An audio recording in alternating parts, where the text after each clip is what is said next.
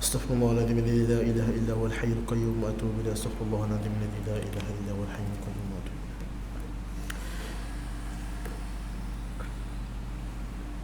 Astaghfirullahaladzim alladzi la ilaha illa huwal hayyul qayyum wa atubu ilaih. Ila hadratin Nabi al-Mustafa Rasulillah sallallahu alaihi wa ala alihi wa sahbihi wa sallam. Syai'illahi lahumul Fatihah. A'udzu billahi minasyaitonir rajim. Bismillahirrahmanirrahim. Alhamdulillahi rabbil alamin, arrahmanir rahim, maliki yaumiddin. Iyyaka na'budu wa iyyaka nasta'in. Ihdinas siratal mustaqim, siratal ladzina an'amta 'alaihim ghairil maghdubi 'alaihim waladdallin. Amin. A'udzu billahi minasyaitonir rajim. Bismillahirrahmanirrahim. Alhamdulillahi rabbil alamin. Wassalatu wassalam ala abil qasimil amin wa ala alihi wa sahbihi ajma'in. Qala rabbi shrah li sadri wa yassir li amri wahlul 'uqdatam min lisani yafqahu qawli. Subhanaka la 'ilma lana illa ma 'allamtana innaka antal 'alimul hakim.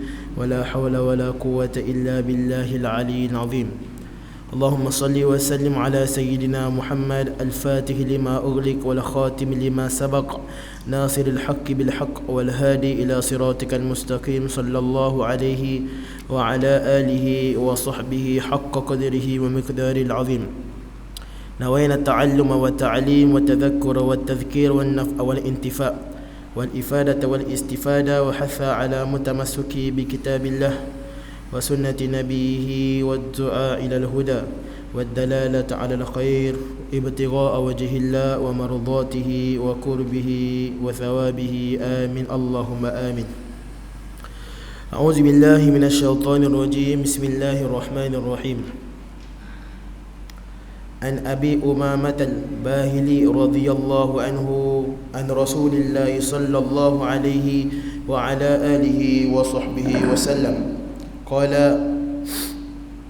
لتنقضن عرى الإسلام عروة عروة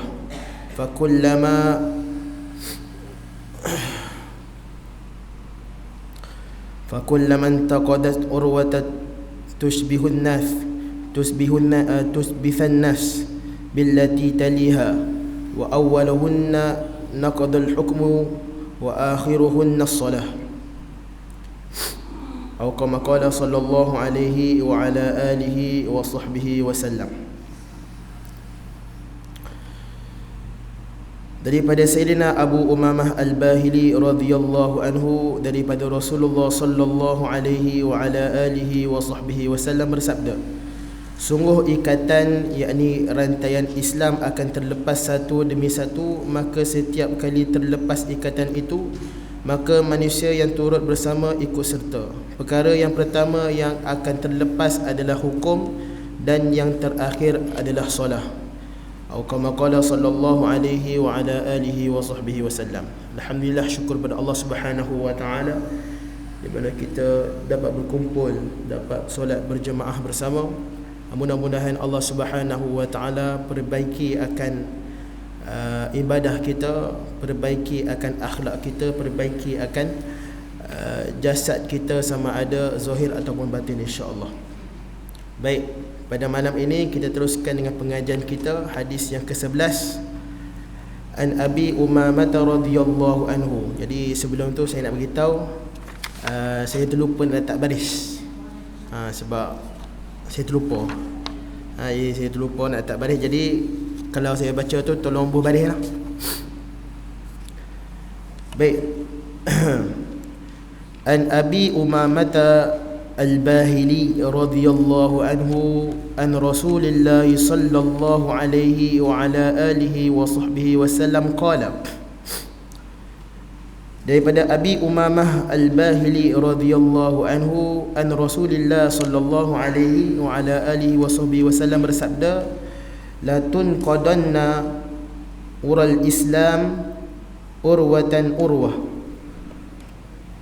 La tunqadanna ural Islami urwatan urwah. fakullaman taqadat urwata tashabathan nas billati taliha wa awwalahunna naqadal hukmu wa akhiruhunna as-salah. Rasulullah sallallahu alaihi wasallam bersabda, sungguh ikatan yakni rantaian Islam akan terlepas satu demi satu. Maka setiap kali terlepas ikatan itu, maka manusia yang turut bersama ikut serta. Perkara yang pertama yang akan terlepas adalah hukum, dan yang terakhir adalah as-salah. Jadi kita tengok pada perawi hadis kita pada malam ini, iaitu Sayyidina Abu Umamah Al-Bahili radhiyallahu anhu. Nama sebenarnya adalah Dudain Dudain bin Ajlan bin Wahbin Al-Bahili, salah seorang daripada sahabat Rasulullah sallallahu alaihi wasallam, dan dikatakan beliau adalah orang yang paling hina sekali. Bahkan apabila disebutkan akan namanya terhadap anjing, maka anjing akan marah. Nak bagi tahu bahawa Abu Umamah ataupun Dudain bin Ajlan adalah salah seorang daripada yang hina sekali. Tetapi dengan masuknya Islam, Dudain ataupun Abu Umamah ni, dia menjadi mulia. Dan menjadi mulia kerana Rasulullah sallallahu alaihi wasallam sentiasa doakan beliau. Dan nama sebenarnya tidak dipanggil selalu. Bahkan sahabat-sahabat yang lain panggil dengan gelarannya, iaitu Abu Umamah. Allahumma salli ala Sayyidina Muhammad. Jadi itu sedikit berkenaan dengan Abu Umamah. Nama sebenarnya adalah Dudain bin Ajlan bin Wahbin Al-Bahili. Ya, sebab Allahumma salli ala Sayyidina Muhammad, yang pertama, beliau adalah seorang yang miskin, dan beliau adalah salah seorang daripada hamba. Jadi seperti mana kita tahu, hamba ni dipandang rendah oleh orang-orang sekeliling dia. Bahkan hamba ni, seperti mana kita tahu, pada zaman Nabi SAW boleh buat jual beli. Boleh buat jual beli. Adapun hamba kita sekarang itu orang gaji, tak boleh dah. Baik, sabda Rasulullah sallallahu alaihi wasallam, la tunqadanna ural islami urwatan urwah. Sungguh ikatan yakni rantaian Islam itu akan terputus satu demi satu. Jadi apa makna dia? Maknanya apa yang berkait dengan Islam itu akan terputus satu demi satu. Banyaklah sejak daripada zaman Nabi SAW. Fakullaman taqadat urwah tashabathan nas. Dan maka setiap kali terlepas ikatan itu, maka manusia yang turut serta itu pun terikut sekali. Maksudnya yang berpegang pada Islam itu, manusia pun akan terikut sekali apabila talian ataupun rantaian Islam tu terputus. Maka perkara yang pertama yang akan terputus di dalam Islam adalah hukum. Jadi hukum di sini adalah kerajaan. Hukum di sini adalah kerajaan. Seperti mana kita tahu, Allahumma salli ala Sayyidina Muhammad, zaman Rasulullah adalah zaman yang terbaik. Kurun Rasulullah adalah kurun yang terbaik. Setelah itu 100 tahun setelah kurun Rasulullah pun yang terbaik, dan setelah itu juga kurun yang terbaik juga. Jadi kita ada 300 tahun. 100 tahun yang pertama adalah zaman Rasulullah. Zaman yang kedua, 100 tahun yang kedua, iaitu zaman para sahabat. 100 tahun yang ketiga iaitu zaman para tabi'in. Khairun qarni, apa hadis dia? Allahumma salli ala Muhammad. Nabi beritahu apa? Kurun yang terbaik adalah kurun aku, dan setelah itu dan setelah itu. Maksudnya 100 tahun yang pertama iaitu zaman Nabi SAW, lepas tu zaman para sahabat dan zaman para tabi'in. Baik, terjadinya kerosakan hukum atau kerosakan kerajaan adalah pada zaman kerajaan yang menggigit, iaitu kerajaan, Allahumma salli ala sayyidina Muhammad, kerajaan setelah Khulafaur Rasyidin. Setelah habisnya zaman Khulafaur Rasyidin, iaitu Sayyidina Abu Bakar, Sayyidina Umar, Sayyidina Uthman, Sayyidina Ali, dan dikatakan Sayyidina Hasan. Dia ada 5 orang yang dipanggil sebagai Khulafaur Rasyidin, di mana mereka memimpin atas dasar mesyuarat. Mesyuarat antara kaum muslimin, maka dilantik di kalangan mereka seorang ketua. Jadi setelah habisnya zaman Khulafaur Rasyidin dipanggil sebagai kerajaan menggigit, iaitu Mulkul Adud, iaitu kerajaan yang menggigit. Sebab apa dipanggil sebagai kerajaan yang menggigit? Kerana kerajaan itu mengguna sistem keturunan. Maksudnya apa? Dia mewarisi akan kerajaan tersebut. Contoh, ayahnya meninggal, diwarisi oleh anak dia, dan si anak tu meninggal, diwarisi oleh cucunya, sampailah habis kerajaan tersebut. Maka kerajaan itu tidak bertepatan dengan Islam. Sebab apa? Sesuatu kerajaan mesti kena ada musyawarah. Pastikan ada mesyuarat antara kaum muslimin untuk memilih siapakah yang layak untuk memimpin negara. Jadi terjatuhnya ataupun tercabutnya Islam itu bermula dengan jatuhnya kerajaan yang amanah. Bukan nak sebut berkenaan dengan kerajaan Islam, kerajaan yang amanah. Jadi kerajaan Islam memang ia ada, tapi amanah tu semakin hari semakin kurang. Semakin hari semakin kurang. Kata Nabi SAW, wa idza duyyi'atil amanah faltazil sa'ah. Apabila amanah itu dipandang remeh, maka tunggulah kiamat, kata Nabi SAW. Maka amanah ni, kata Al-Imam Ghazali rahimahullahu ta'ala, benda yang paling berat sekali adalah amanah, dan perkara yang paling ringan sekali adalah solat, meninggalkan solat. Perkara yang berat adalah amanah, perkara yang ringan adalah meninggalkan solat. Jadi Allahumma salli ala sayyidina Muhammad, nak cerita berkenaan dengan kerajaan yang tidak amanah ni banyak, antaranya menyalahguna akan kuasa, menyalahguna akan harta-harta yang diinfakkan untuk kerajaan, tapi diguna pakai bukan pada tempat dia. Dan Allahumma salli ala sayyidina Muhammad, menggunakan barang-barang ataupun harta-harta yang diinfakkan bukan pada rakyat, bukan pada rakyat, bukan pada kepentingan rakyat, bahkan menjadi kepentingan diri sendiri. Jadi jangan kita tengok pada kerajaan, tengok pada skop yang paling kecil. Contoh, kita diberi amanah untuk menjaga satu kampung, ataupun kita diberi amanah untuk menjaga masjid, ataupun kita diberi amanah untuk menjaga satu madrasah.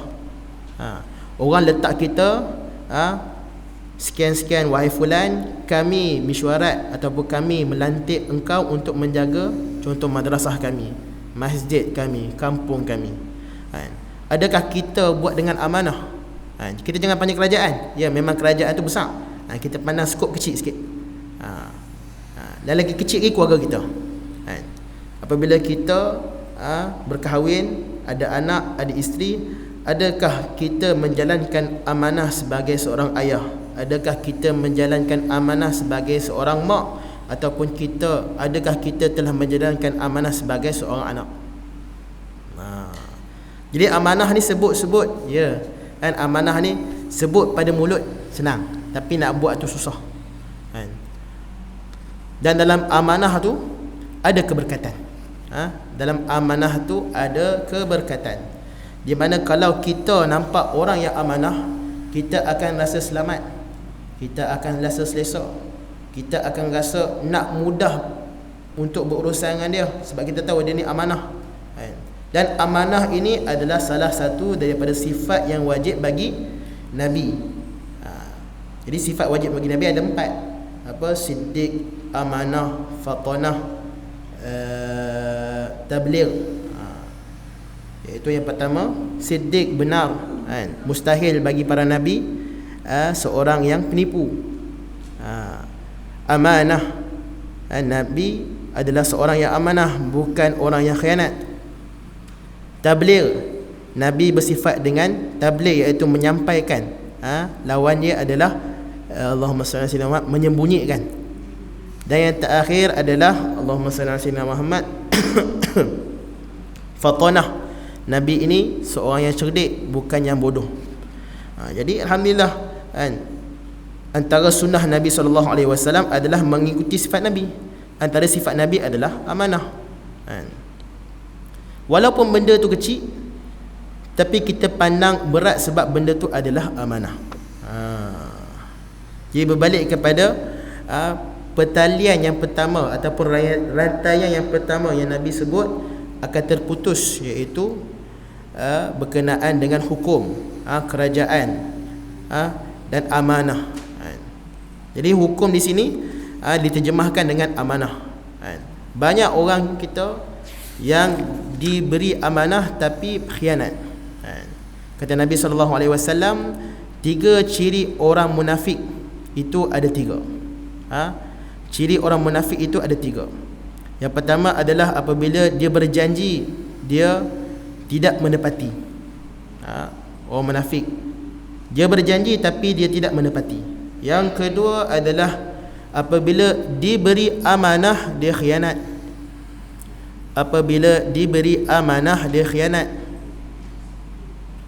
Dan yang ketiga, Allahumma salli ala sayyidina Muhammad, kalau dia bercakap, dia menipu. 3 ciri-ciri orang munafik. Kita cek balik, adakah kita ni tergolong ataupun tidak. Yang pertama adalah apabila dia berjanji dengan orang, dia tidak menepati. Janji pukul 10, pukul 11 baru nak gerak. Janji pukul 9, pukul 11 pun tak nampak. Jadi nampak kecil kan, nampak kecil, tapi takut-takut nanti benda ni akan menjadi sebati dengan diri kita. Nampak macam biasa, nampak macam biasa. Janji pukul 9 tapi tak mamai lagi. Jadi guru kami berpesan lah, contoh kita berjanji dengan orang nak jumpa satu tempat, pastikan kita mai awal daripada masa yang kita janjikan. Contoh janji pukul 9, pastikan pukul 8.30 kena ada. Kita awal tak apa, jangan buat orang tertunggu dengan kita. Kita mai awal tak apa. Baik, yang kedua adalah apabila diberi amanah, dia khianat. Contohlah, diberi masjid tapi dia tak mengimarahkan masjid. Jadi kita kena ingat, masjid ni bukan hanya tempat semayang, bukan hanya tempat akad nikah, bukan hanya tempat mencari ilmu. Bahkan skop masjid ni adalah besar. Tempat kita mencari Allahumma salli ala sayyidina Muhammad, rezeki. Contoh, ada sahabat-sahabat kita yang tak mampu, masjid boleh sediakan barang-barang asas, beras, tepung dan sebagainya, dan menjadi pusat di mana orang apabila ada masalah datang masjid. Tak kira lah antara masalah masalah antara manusia ke, lebih-lebih lagi masalah dengan Tuhan. Tapi janganlah bila mana kita rasa Allahumma salli ala sayyidina Muhammad, nak ambil kesempatan main masjid, makan free, apa lagi, air pun free, semua free kat sini. Ambil kesempatan, ambil baldi, pergi ambil air dekat masjid, balik. Jadi kemudahan ni tidak masalah nak guna, tapi jangan ambil lebih daripada yang kita hajat. Jangan ambil daripada benda yang kita, jangan ambil hak masjid daripada keperluan kita. Biar ada seorang tu dia pegang masjid, lepas tu pula dia tak amanah dengan jawatan yang dia pegang dalam masjid. Dia jadi imam, dia jadi bilal, dia jadi pengerusi masjid, dia tak amanah. Jadi bagaimana orang lain nampak diri dia tu, Jadi kalau orang lain pun benci, apatah lagi Allah Subhanahu Wa Taala, kan? Apabila makhluk benci dengan dia, kan, lagi-lagi Allah Subhanahu Wa Taala lagilah benci, sebab tidak menjalankan amanah yang Allah Subhanahu Wa Taala kurniakan kepada dia. Baik. Allahumma salli ala sayyidina Muhammad. Wa akhiruhunna as-salah, dan pada akhirnya iaitu solat. Jadi solat ni seperti mana kita tahu adalah wajib bagi setiap umat Islam. Tetapi ada setengah sahabat-sahabat kita yang melenggahkan untuk mendirikan solat dengan alasan, pelbagai alasan. Tengah buat kerja, tengah sembang, buat bendang, dan sebagainya. Jadi Allahumma salli ala sayyidina Muhammad. Solat ni seperti mana Imam Ghazali beritahu tadi lah, kan? Antara perkara yang ringan adalah meninggalkan solat.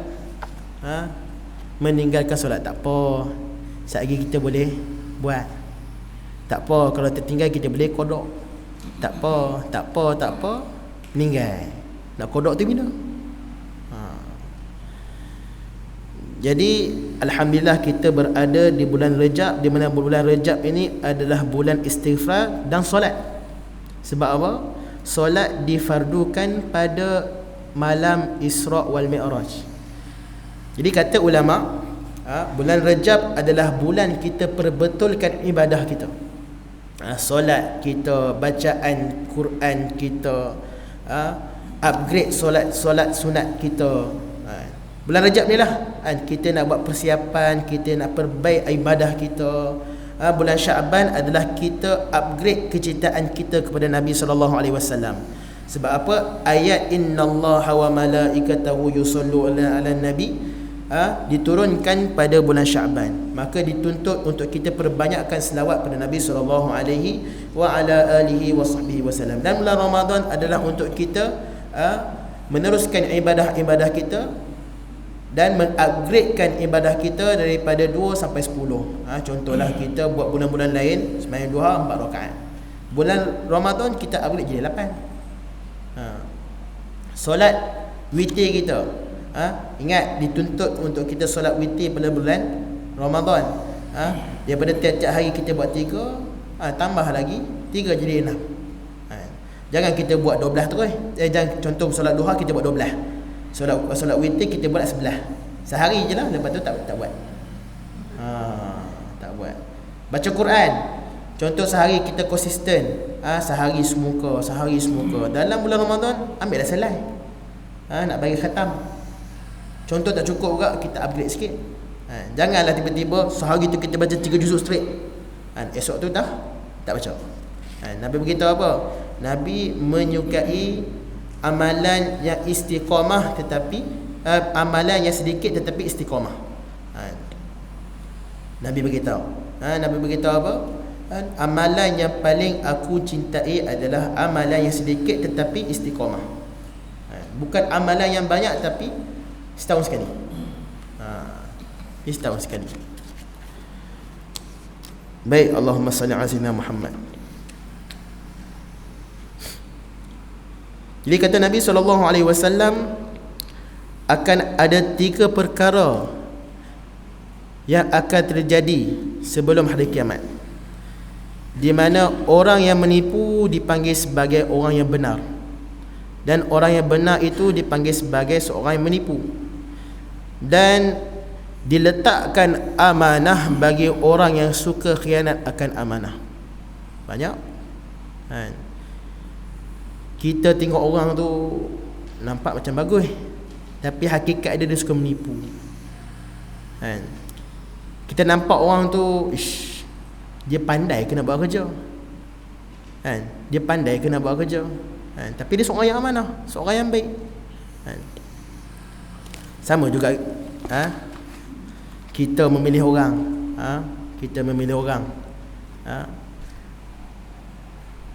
jangan kita tengok pada zahir saja. Tengok pada muka dia, tengok pada harta dia, tengok pada apa yang dia ada. Tengok apa yang dia ada pada zahir. Kita tengok pada hati dia, pada dalaman dia, adakah dia ni seorang yang baik. Sekarang ni orang tengok harta, dia ada duit banyak mana, dia ada kereta apa, dia ada rumah apa, dia kerja apa. Terutama sekali yang kahwin lah, nak kahwinkan anak, nak tengok siapa dia. Ya memang kita kena tengok, tapi kita tengok, kita tanya dia, solat lah? Cukup lah solat sehari semalam 5 waktu? Boleh tak baca Fatihah? Boleh tak baca apa yang wajib dalam solat? Kalau dia boleh baca, alhamdulillah. Sebab antara ciri orang yang amanah, antara ciri orang yang bercakap benar adalah menjaga solat. Bila mana dia menjaga solat, dia menjaga solat adalah dia menjaga hak Allah. Bila mana dia jaga hak Allah, apatah lagi dengan manusia, dia akan jagalah hak manusia. Diberi anak untuk berkahwin, dia jaga anak kita dengan baik. Sebab apa? Dia solat. Tapi ada je orang yang jaga solat tapi tak baik juga, ada. Jadi ingat, Allahumma salli ala Muhammad, tak semestinya orang yang solat ni dia baik, tapi orang yang baik tu mesti dia solat. Tak semestinya dia solat 5 waktu sehari semalam dia baik, tapi orang yang baik mesti dia solat. Orang yang baik mesti dia solat. Kok mana pun dia akan solat. Jadi nak jadi baik ni bukan senang. Nak jadi baik ni bukan senang, bukan sehari dua. Contoh diberi hidayah oleh Allah SWT, bukan sehari tu dia kena semayang 5 waktu sehari semalam. Mungkin contohlah dia lama tak semayang, dia mungkin buat yang senang, zuhur dengan asar. Lepas tu kemudian maghrib, kemudian isyak, kemudian subuh. Lah kali dia semayang, alhamdulillah. Baik ni dia kena ada proses, bukan dengan tiba-tiba jadi baik. Jahat pun sama. Jahat pun sama. Elok-elok dia jadi baik, jadi baik, tiba-tiba nak test benda-benda haram. Tak apalah, cuba arak sikit. Cuba menipu orang sikit. Cuba langgar amanah sikit. Sekali dia buat jahat, dia akan jadi ketagih. Itulah kata orang tua-tua kita, buat baik berpada-pada, buat jahat jangan sekali. Buat baik berpada-pada. Maksudnya apa? Kita buat baik, kita kena ada had dia. Contoh apa? Kita berbaik dengan orang, kita berbaik dengan orang, tapi kita jangan terlampau sangat baik. Tengok-tengok orang tu akan pijak kepala kita. Dan buat jahat jangan sekali. Sekali kita buat jahat, kita akan rasa nak buat lagi. Allahumma salli ala Muhammad. Jadi setan ni, dia ni bijak. Setan ni dia bijak. Sebab apa saya cakap bijak? Sebab dia ada tingkatan-tingkatan dia. Contoh, orang yang sentiasa buat jahat, ada setan dia. Orang yang sentiasa pergi masjid, ada setan dia. Orang yang mengaji, ada setan dia. Tok mufti, tok guru, ada setan dia. Dia tak boleh setan yang duk hasut orang buat jahat ni nak pergi hasut tok guru, tak jadi. Dia mesti hantar general, dia mesti hantar yang pangkat tinggi punya. Contohlah ni, contohlah. Ada seorang kawan saya ni, mengaji saya lah. Mengaji. Tengok time periksa, jangan ambil dalam poket. Tak apa, sikit lah. Ni dalam masjid dalam masjid kami periksa dekat tempat saya mengaji tu. Kami mengaji dalam masjid. Periksa pun dalam masjid. Kami periksa dekat tak ada meja, tulis atas lantai. Kawan saya pun ambil. Tergamak tu dalam masjid, tengah mengaji, dahulu pula ketah. Mengaji tu cakap, mengaji tapi itulah. Kadang-kadang itu orang cakap apa, orang yang mengaji ni dia pandai. Orang mengaji ni dia pandai. Dia pandai. Bila mana setan menghasut dia, dia pandai lah. Nampak benda tu baik, nampak benda tu baik tapi sebenarnya jahat. Tak apa, sikit lah, orang tak nampak. Kita mengaji kita tahu lah. Kita mengaji kita tahu lah. Tu model dah. Kita mengaji kita tahu lah. Kita balik, kita taubat lah balik. Kita tahu nak taubat macam mana. Tu bahaya. Bila mana cakap macam tu, lalah kali mati dalam dosa dah. Mati dalam dosa dah. Allahumma salli ala sayyidina Muhammad. Jadi Islam ni dia akan tertanggal ataupun dia akan terputus satu demi satu. Apa yang kait dengan Islam, solat, puasa, zakat, perkahwinan, kerajaan, dan apa yang kait dengan Islam akan jatuh sikit demi sikit, sikit demi sikit. Dengan maksud apa? Orang akan meninggalkan Islam. Orang akan meninggalkan Islam, akan memilih jalan yang lebih mudah untuk dia, iaitu tak kira lah barat ke apa kan. Sebab apa? Sebab Islam bagi mereka tidak valid untuk pada kehidupan mereka. Allahumma salli ala sayyidina Muhammad. Jadi akan terputus, akan terjatuh, akan hilang satu demi satu sampailah hari kiamat. Sampailah hari kiamat. Ya, kita tengok zaman sekarang lah kan? Islam ni hanya pada masjid, hanya pada kahwin, kematian, itu je lah kan? Orang mati cari Islam, orang nak kahwin cari Islam, cari tok imam nak kat nikah kan? Padahal yang paling afdal adalah ayah dia kan? Tapi ayah dia tak mengaji, ayah dia tak reti, tolak kat imam. Begitulah juga dengan solat jenazah kan? Solat jenazah ni yang paling afdal adalah keluarga dia sendiri kan?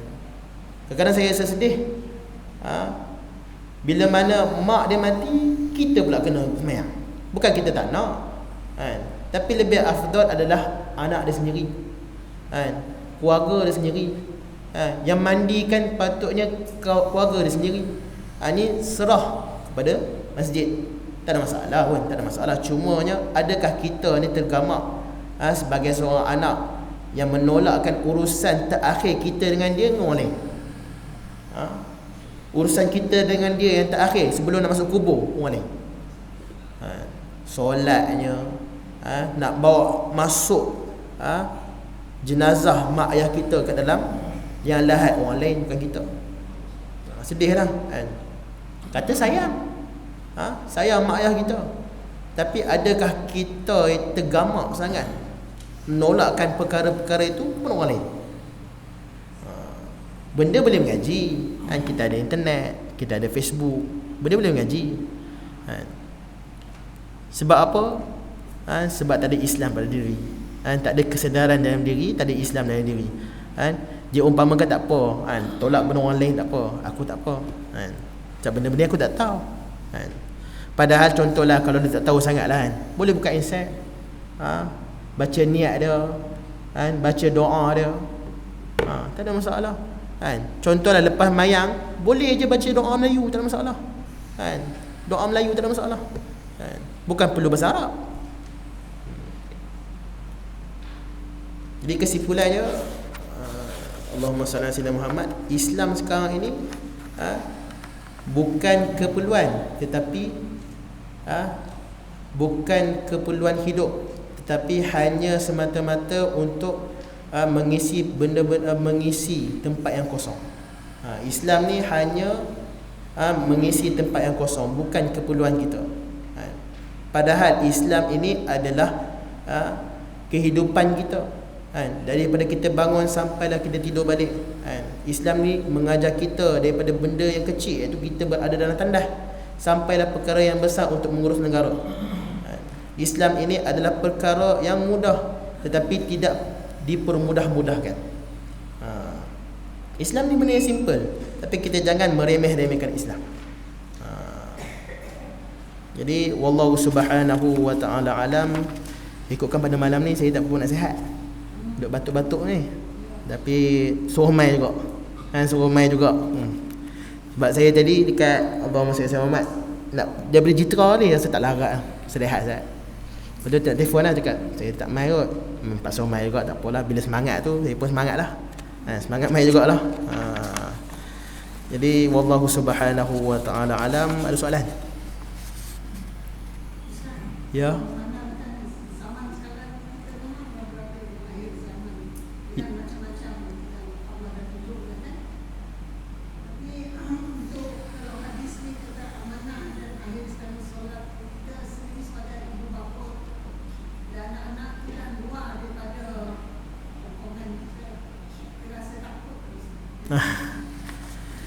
Jadi ialah gitulah, insya-Allah.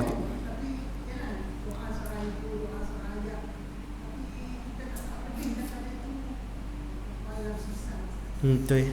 Memang hakikat gitulah kan. Bila anak-anak kita besar, kita rasa macam bila kita mengaji rasa bersalah kan. Kita rasa bersalah. Macam mana kita serah pada Allah je lah kan. Sebab anak-anak kita dah besar dah. Bukan anak kita lah kan. Saya tak ada anak lagi Cuma je gitulah kan. Macam tu juga saya sembang kawan-kawan saya kan. Zaman sekarang ni budak-budak dipanggil sebagai BBNU, budak baru nak up. Sebab apa? Nak tegur pun tak boleh. Nak tegur pun tak boleh. Ada kawan saya seorang mengajar tahfiz KKL.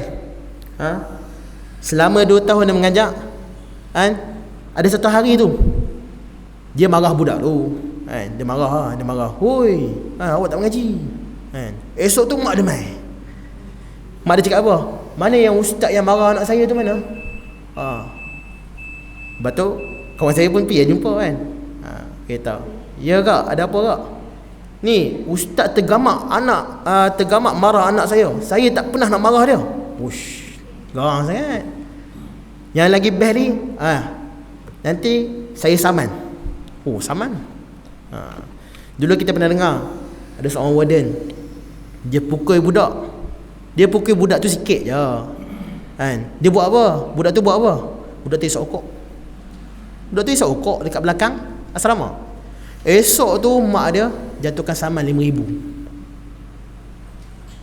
Jadi memang zaman sekarang ni bukan sekadar besar saja, yang kecil-kecil pun jaga. Yang kecil-kecil pun bahaya kok kan. Yang hantar anak pergi asrama, lagi-lagi tahfiz.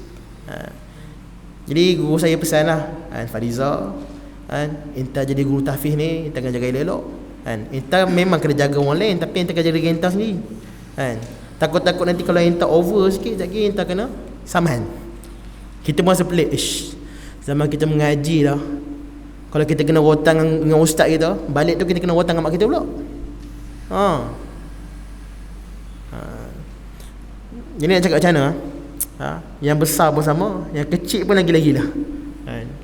Memang dah zaman ni macam tu lah kan. Kita nak sentuh anak pun jadi macam rasa bersalah. Lah kira kita buat apa? Tak apalah, hak nak jadi apa jadilah. Nak jadi baik ke, nak jadi buruk ke, ikutlah kan. Macam seorang kawan saya ni, dia pesyarah kan. Dia mengadu kat saya ni anak rasa nak berhenti jadi pesyarah lah. Saya apa? Tak boleh nak manage, tak boleh nak nak mengajak dengan budak-budak ni kan. Selagi ada yang main handset, yelah budak college kan, selagi main handset, duduk sembang kat belakang, tegur pun tak boleh kan. Dia tegur kita balik kan. Ni diam. Ustaz diam. Ustaz pula diam. Tak apalah. Jadi kita pun jadi terasa balik. Aduh kan. Anak murid pula boleh tegur kita. Jadi keberkatan hilang dah kan. Keberkatan hilang. Keberkatan dalam mengaji tu hilang.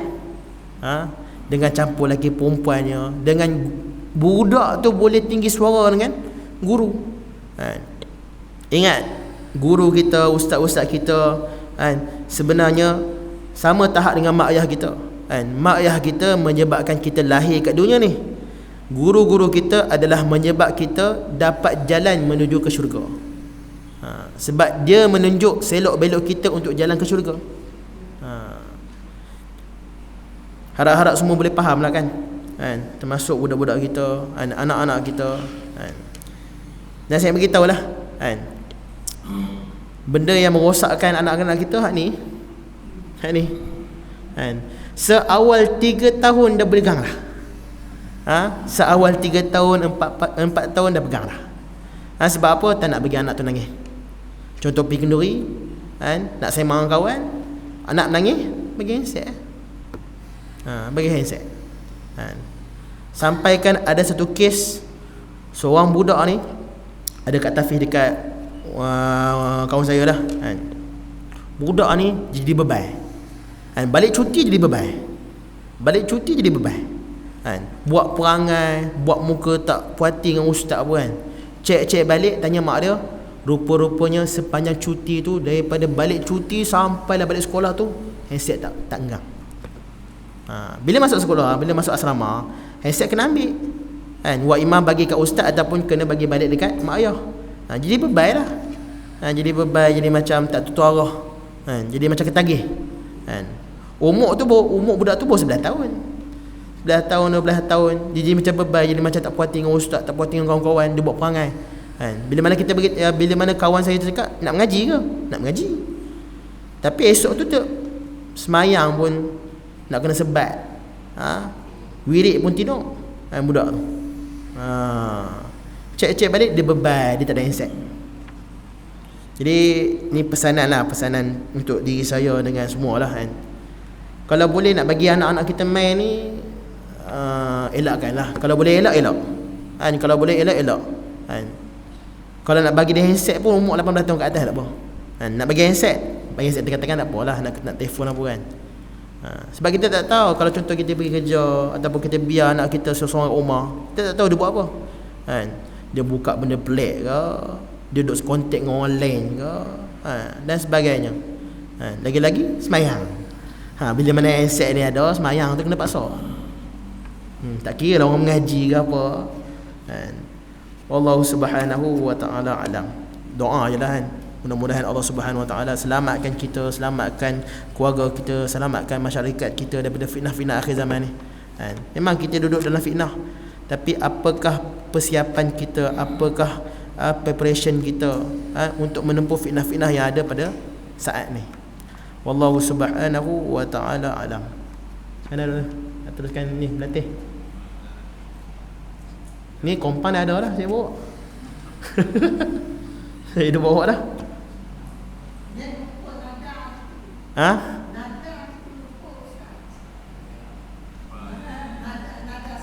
Oh, nada selawat tu. Solat lu. Wallahu subhanahu wa ta'ala alam. Al-Fatihah. A'udzubillahi minasyaitonir rajim. Bismillahirrahmanirrahim. Alhamdulillahi rabbil alamin, arrahmanir rahim, maliki yaumiddin. Iyyaka na'budu wa iyyaka nasta'in. Ihdinas siratal mustaqim. صراط الذين أنعمت عليهم غير المغضوب عليهم ولا الضالين آمين.